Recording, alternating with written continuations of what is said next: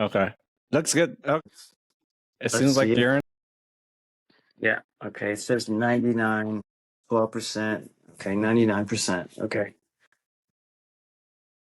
All right. So anyway, I got to the Netherlands. I came here for work. I was working for an NGO in Los Angeles. I met someone, and then I traveled. It was my first time in Europe. I came to Amsterdam. I kind of fell in love with the city and kind of fell in love with this person at the same time. And then I went back to LA because I was living in Los Angeles. And I went back and I was like, oh my God, I don't know if I want to be here anymore. I think I'd rather see what life is like in the Netherlands. So I had the opportunity to come to the Netherlands, and I was living actually in the countryside, which was kind of a shock because I was living in West Hollywood. So I moved from West Hollywood to like a small village and being the only black person in town. And it was a really big culture shock. But moving forward, I eventually stayed there for like about 3 years. And then eventually I moved to Amsterdam. Then I started working with Doctors Without Borders. And I worked for them for a little while. And then I came back to Amsterdam and I got burnt out working for them. And then I was already developing strength and conditioning courses for people living with HIV and AIDS when I was working with Medicine Sans Frontiers. So when I came back to Amsterdam from Africa, I didn't know what I was going to do. And consequently, the Netherlands has this great program where, if you want to be an entrepreneur, they're like, well, if you want to be an entrepreneur, if you make a business plan, you can collect unemployment for almost up to 2 years and you can start a business. So I was like, okay, well, I think I want to try personal training. So I did that. And yeah, that's how it started. And one of my biggest things when I was doing PT is that, I was trying to get people to squat, trying to get them to do exercises, but some people just didn't have the correct foundation. And actually nor did I back then. And how I actually came across this and how I came across fascia was I was doing everything with kettlebells and I was doing Olympic weightlifting, and I was doing stuff that I probably shouldn't have been doing because I have really long legs and really long arms, and a very short torso. And so basically, I screwed up my body and I ended up having to go to the ortho manual specialist. And I went to this one physio here, and he said, hey, man, you should just start from the ground. And he's like, do you know about fascia? And I was like, well, yeah, I've heard about it, but, don't know that much about it, because there wasn't much. This was like, almost 20 years ago. Not 20 years ago, about 15 years ago. So yeah, I dove into it. I took the FMS course. I met Brett Jones and Gray Cook, and I remember Brett looking at me and saying to me, "Oh my God, your arms are so long." And who did you take your kettlebell course with? And I told him, and he just looked at me and he said, well, he says, have you thought about, taking a couple steps backwards? And I was like, what? He's like, yeah, taking a couple steps backwards. The point being is that when I took the FMS course, I was, my ego was completely smashed, because when I did the screening, I was like, man, am I this messed up? And yeah, so I did the FMS course, and then back then it wasn't Strong First, it was RKC, and they did the hard style first, and then I did the level one. I went to Chicago and did level one, and then after that I met some other people, like Jill Miller from Tune Up Fitness, who actually really, really, that was a huge, huge, huge turning point, because actually I saw some stuff of hers, and then I just sent her an email, and I was surprisingly she responded. She spoke with me and she said, yeah, well, you should try this and try that and so forth. And I did it, and to my astonishment, it worked, and so then I decided to do her course, so her Tune Up Fitness yoga course. And I went to Cork in Ireland, of all places, another place where there's no black people. Went there, and I couldn't understand anything anyone said because of their accent. I was always saying, what? What? Anyway, I went to court, and when I laid down on the ground, I'll never forget this. One of the teachers, oh gosh, I can't remember her name. Sarah was her name. Sarah Cork was her name. And she was the teacher, and she said to me, lay down on the floor. And she laid down on the floor, and, you know, I had such bad posture, that my head was up like this. And she looked at me, and I'll never forget the look on her face. It was the face of like, oh my God. She's like, we need to get a block under your head just so I could be in a more neutral position. And she's like, this is where you should be. So that's when everything changed for me. So I did that course, and when I did that course, my posture changed. And I think I was like about 45 when I did that course. And then I just really dug more into fascia, and I was doing all kinds of stuff with it, and Stretch to Win just kind of fell into my lap, actually, because they had never been in Europe. And I was the head trainer at Basic Fit, and they were hosting this event for Stretch to Win. And they were like, hey, you're a head trainer, so since you're a head trainer, you can come for free if you want. And I was like, oh man, I always heard about this course, but I'm like, yeah, I'll do it. So I did it, and man, I fell in love with it when I did it. And then I went back, and I went to Arizona and did level 2 a year later. What year was it when they first came to you? Well, that was about 7 years ago, because I've been doing it for 7 years. Yeah. And they said they will never come back. What? Because there were only 15, I think there were only 15 or 16 participants. And they were like, we're used to having, 100 people, And I was like, yeah, but this is the Netherlands. Yeah. It's just, you're lucky if you this is a good group as far as I was concerned. Because usually the education, when you go to workshops here in the Netherlands, you don't really see a lot of people, at least that's been my experience. So 7 years ago, you're level 2. You heard about Stretch to Win because, I mean, you have like the history of Fascial, like, with the people that you've been taking courses. Mm-hmm. But you didn't have any like initial thoughts of like when they were coming in to take the course, like, did you have initial thoughts? I don't know how it's going to be, or did you already have an idea of this fascia stretch therapy? I knew I was already on the road in that journey, and I saw what fascia could do for me, and I saw the power of fascia. I saw the power of taking some therapy balls and laying on them, you know what I mean, and how I could change my posture, Mm-hmm. So, I mean, I was hooked and I was sold because I was moving better. I wasn't in pain anymore, because for a while I was not always in pain, but I always had some problem, And when I came across, like when I came across Drill Miller and then, came across Kelly Scarrett's work and stuff like that, all these putting all these different pieces together, just really, really helped me be a better trainer and helped me actually fix myself, because my situation was I went to osteopaths, I went to chiropractors, I went to physios, and not that they weren't helping, they were, but it was only temporary relief. No one actually gave me the tools to actually show me how to fix myself. Yeah. And that's the journey that I was on. And that's how I found Jill. And that's how I found, Pavel. And that's how I found all these other people, because their systems were more about, showing you how to basically take care of yourself, and being an advocate of your own health. I mean, as a practitioner, like you put some emphasis in working on that body that you're working with. For yourself, you should also be working on it, because without that, like, how can you best serve your clients?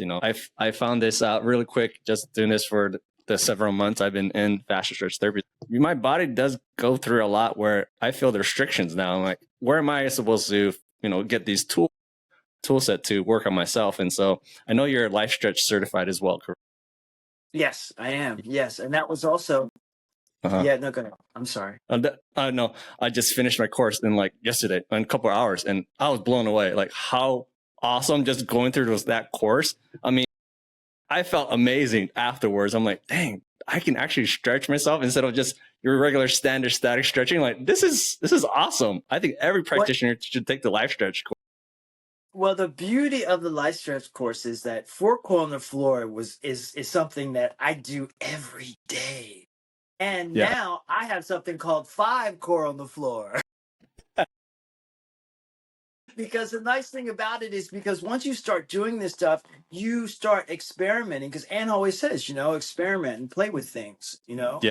And I started experimenting and trying different stuff. And I'm like, wow, I can do this and do this. And then I look at some of the stuff that the FMS does, some Mhm. of their stretches, and I incorporate that in there because there's some things that they do. They don't really talk a lot about traction. So I can take something like the Britzel or the Britzel 2.0 and add some traction to it, and it turns into a completely different stretch. Yeah, I'm glad I took the life stretch course. It's been really added value for me with my clients as well because now it's something else that I can offer them as an extra service. Mhm. And also homework. It's great homework for them. So I was never on the fence about doing any of these courses. The issue for me was probably the hardest hump for me was going to Arizona because I live here, so I had to go to Arizona, and lose 5 days worth of work because I understand the challenges that people have because you're going to lose 5 days of work and you have to travel. How much time does it take to make that up? You're gonna have to work harder for another 2 weeks to get that cash flow back. But being said that, in the end, it's definitely worth it because I was working as a strength and conditioning coach and I stopped completely doing it. And now my business is strictly just doing fascial stretch therapy. And the beauty of coming from a strength and conditioning background and having that knowledge is that, well, everybody comes to me and they're like, well, I want to squat better. I want to do this, or I want to do that, or I want to learn how to do certain moves. And I can say, okay, well, I'm going to clear you so you can do them. And so I'm glad that I took all these other courses with kettlebells and Olympic weight training and boxing and all these other things because now I know how to apply them when someone's on my table.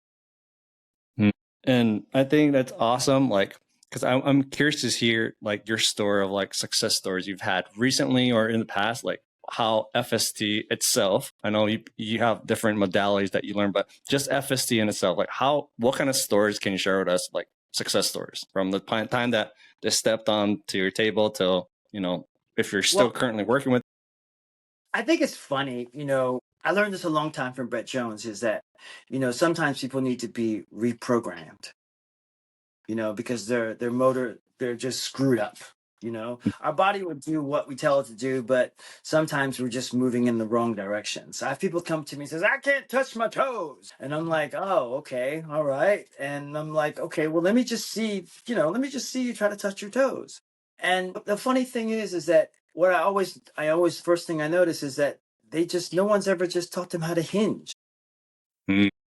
And if you just teach a person how to hinge and repattern that right there, and everybody has this interpretation that when you touch your toes, that you're supposed to lock out your knees. I mean, yeah, if you're a ballet dancer or if you're a gymnast or, if you're built that way, then you can probably do that. But the average person really can't do that. That just doesn't work that way, you know? So my success stories have always been, when I was a personal trainer, I made a lot of money because I would always say to the people who couldn't touch their toes, they're like, I can't touch my toes. I said, all right, well, if I can get you to touch your toes right now, you give me $100.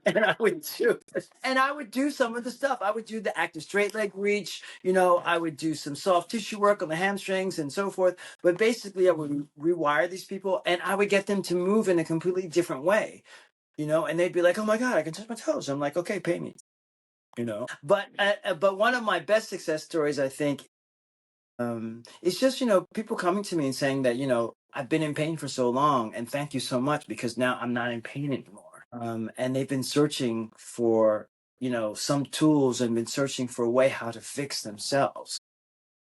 My philosophy is that, I don't want to see people all the time. I want people to refer. I want them to have a wonderful experience with me and say, hey, I met this guy and, you know, he showed me these exercises and I had 4 sessions or 3 sessions or 6 sessions with him and I feel better. I'm moving better. And, you know, that's what I want to do. You know, because my sister said to me the other day, I was just in America, sorry, for Christmas, and she said, "Boy, your business model's kind of screwy." And I said, "What do you mean?" She says, "Well, you see people 6 times, and you have to look for new customers." And I'm like, "Do you know how many broken people out there are in the world? There are so many broken people out there that, you know, as long as one person has a great experience with me, they will tell another person, you know, I'll get the business." Yeah. And that is true though, because if they're coming to you on a regular basis and they're not doing that homework or they're not improving themselves, like that's on them. Like you can only do so Yeah. much in an hour Right. work. That Right. it's, what Exactly. are you doing from the time you're getting off the table till you come back? It's like you're saying, you're giving a tool for people to better themselves. Like you're Yeah. just opening up the fascial system so that they can feel better. And then you're giving them to say, hey, this is ways to improve. And I think that's important because Yeah. us as therapists, we are here to finish the course and not finish the, as Chris and Ann say, help them Mm-hmm. to get from where they are to the journey. And so like, it should not be a lifetime thing. It's awesome that you have that philosophy. Yeah, I mean, you know, it's like I always tell everybody, yeah, I'm still on my own journey. You know, I'm still evolving. I'm still learning. Every day, every time a new person gets on my table, I have to rethink of how I'm going to apply what I'm going to do. You know, and sometimes I'm astounded. And there's been some people that have come on the table and I say to them, you know what, I'm sorry, you have to go because the energy's just not right. You know, and I had to learn that I had to learn that the hard way because I think in the beginning I didn't listen to my intuition and you know, and I had people on my table and my intuition said this is not a good match. The energy that you guys are sharing right now, it's just you're just working against each other, you know. And so now when I feel that, when someone comes through my door and I feel like the energy is not right, I just say to them, I'm sorry, I think you should just go to another practice because, yeah, it's just not going to work. And I've only had that happen 2 times. One person came in and I really felt like this guy was the devil, actually. And he was on my table. And then I just said, just really bad vibes. And I just said to him, hey, man, come on, you have to go. I'm sorry. And I gave him back his money. And one lady came to me and she wasn't happy. Mm. And I was like, well, you know, if you weren't happy and you didn't think it was any good value, I'm just going to give your money back because, you know, I don't know what happened, but hey, it didn't work for you and it usually works for everybody else. So I'm sorry you had this bad experience, but in the end, I'd just rather give people their money back or not work with them. Sure. So as far as like, I guess fascia. So do you have to explain to new clients what the heck fascia is and what you're doing? And if need, what do you give them as an analogy to make it simple for them to understand what fascia stretch therapy? Well, actually, I always tell them, you know, if we didn't have fascia, you would be laying on the floor right now, you know, because that's what keeps our bodies together, you know, and it's a living organism. And when fascia is not taken care of, if you don't have the right nutrition, if you're not sleeping well, if you're not taking care of yourself, if you're not moving, you know, that's the whole thing. Movement is medicine, you know, so the more you move and the more you grease the groove as Brett Jones would always say all the time, you know, you have to grease the grooves and you have to take care of your joints. But honestly, I don't really have that. Most people that seek me out are on that road. It's very rare that I have people that come to me and say, well, I don't know what fascia is. Tell me more about it. You know, I think that the way I'm advertising, people are already looking for it and they know something about fascia already. So I don't really have to explain too much about it to them. Mm.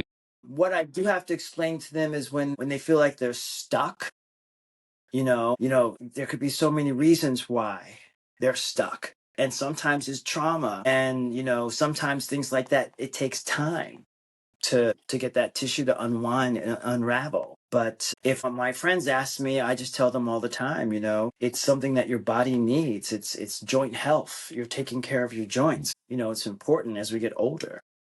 Yeah. Um, as far as like the fascia stretch therapy evolving in the coming year, from the time that you've been doing this, where do you see it going in the future? As far as like how is it going to evolve? Is it going to be more of a well-known thing? Do you think people are going to catch on to this? Like, what do you? Yeah, I definitely do. I think that it is growing, and I see it more and more because, like I said, I started this 7 years ago. And now when I look at the competition around me, I see everybody's talking about fascia, fascia, fascia, fascia, you know? And so I think it is evolving, and I think people now understand the importance of taking care of your connective tissue, And so I think it will get bigger. And I think eventually, I mean, you look what you see in the States, you have Stretch Lab, you have all these other stretch studios, and, I think it probably will eventually um, be bigger here in Europe. I hope it will be. It has been a struggle to push this in Europe, actually. That's how come Stretch2Win has never come here and has decided to do another course here, because he just said that there wasn't a really big interest here for people to do it. And yeah, I mean, it's not a cheap course as well, not, and it's worth it, but it's not cheap.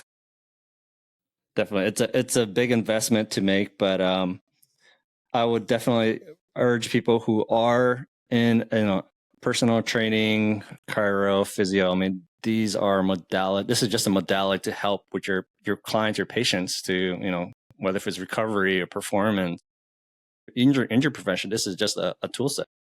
Yeah, no, I absolutely. I mean, I totally agree with you on that. I wish I would have done it a long time ago. Like I said, I'm always amazed when I meet dancers and I meet performers who don't know anything about fascia, and you like this, even at the Dutch National Ballet here, they have different physios and stuff like that are working on these people, but yeah, they don't really educate the performers about this kind of stuff. They don't give them the tools. They don't tell them, use a therapy ball or use this. They don't really provide any education. I think that's the missing link that, I think chiropractors and physios as well. I mean, I don't know if it's the system that's broken, but I kind of feel like my experience with physios and chiropractors I kind of felt like it was a factory. Get them in and get them out.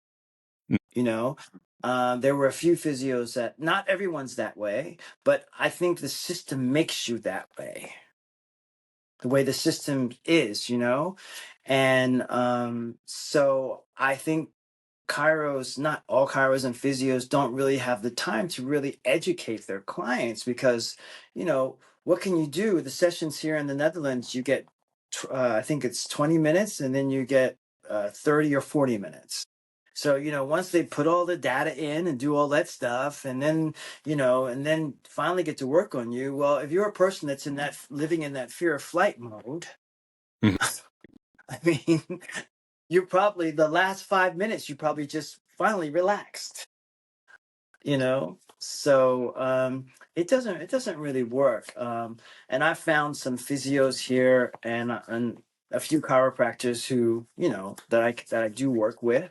But again, it's been a struggle to work with other physios and other chiropractors too, just because they don't really understand what we do, or I don't know, to be honest with you. My business is doing really well. This is my 7th year doing this. When I did level 2, COVID hit.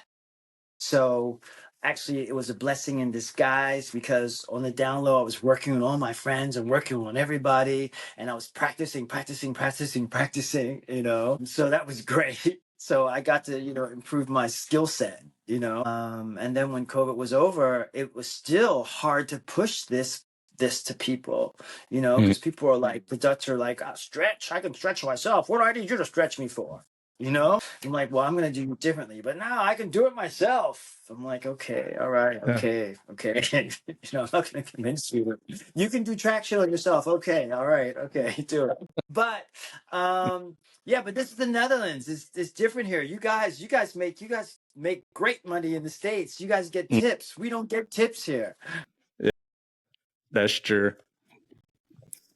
You know, I guess to close off, I know what Stretch to Win. Those who don't, Chris and Ann Frederick, who are the founders, they've been in fascia stretch therapy for 30 years. They've written books. They have a course here in Canada, in US, and of course Australia that they just started. What you've been FSD level, that's where I find, and you could probably attest to this, that's where you can get a lot more opened up. Hips, ilioso. You tell me, like, what makes level 1 and level 2 different for a practitioner? Level 1 is kind of like the appetizer to it, and level 2 is the meat and potatoes. That's how I look at it, because when I did level 2, I was like, wow, I really could see how I could take some of the stuff from level 1 and implement it into level 2 and mix it together. Level 1 only takes you so far, because you get to a point where you're like, well, I can't really get any further with some of these clients.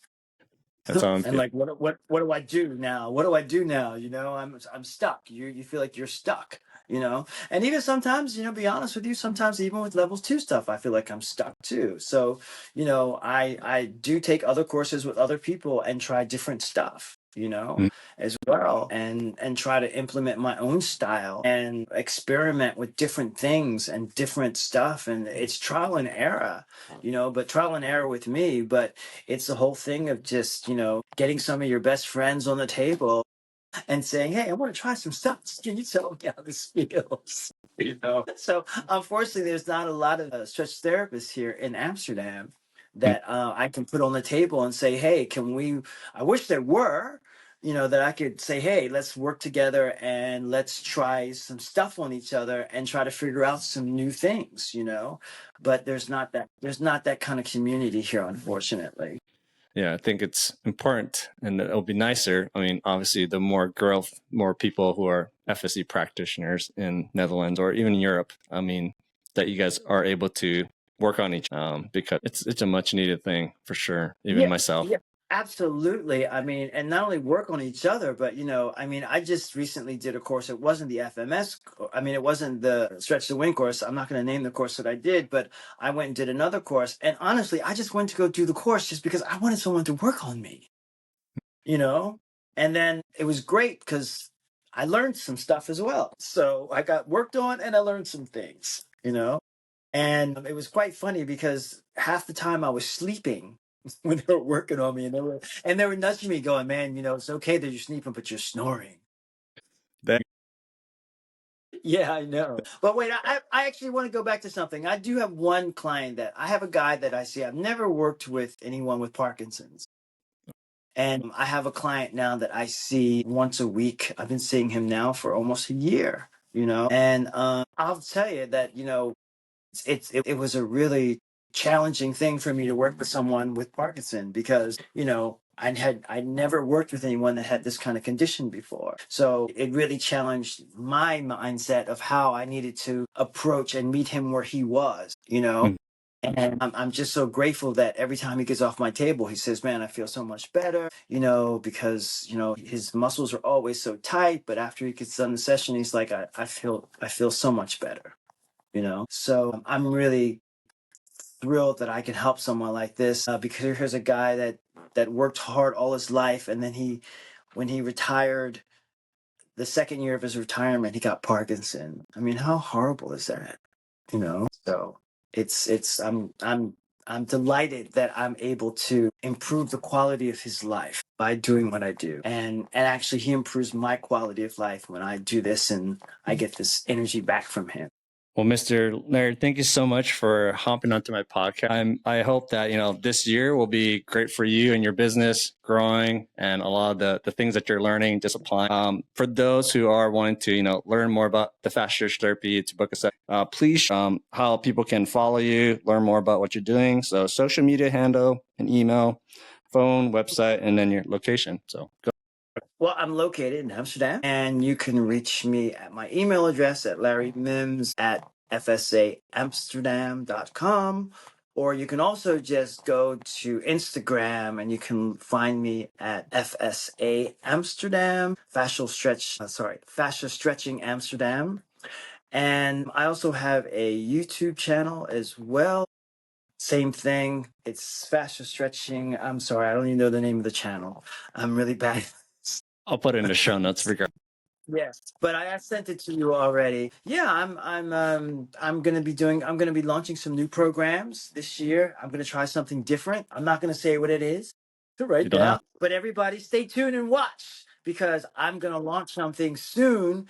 I'm still working on it because it's a lot of work, but I've been really working diligently and really hard at this new thing that I'm launching right now. And I think this will be a game changer. Excuse me. I think this will be another game changer in regards to revenue and a nice stream of revenue, constant revenue with your clients. So be on the lookout for my new launch.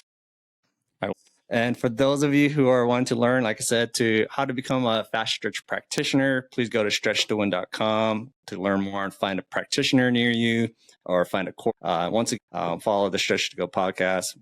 New episodes every Friday at 7 a.m. Eastern Standard. But yes, thank you so much, Larry, for hopping onto the podcast. Best of luck. Thank you so much for having me.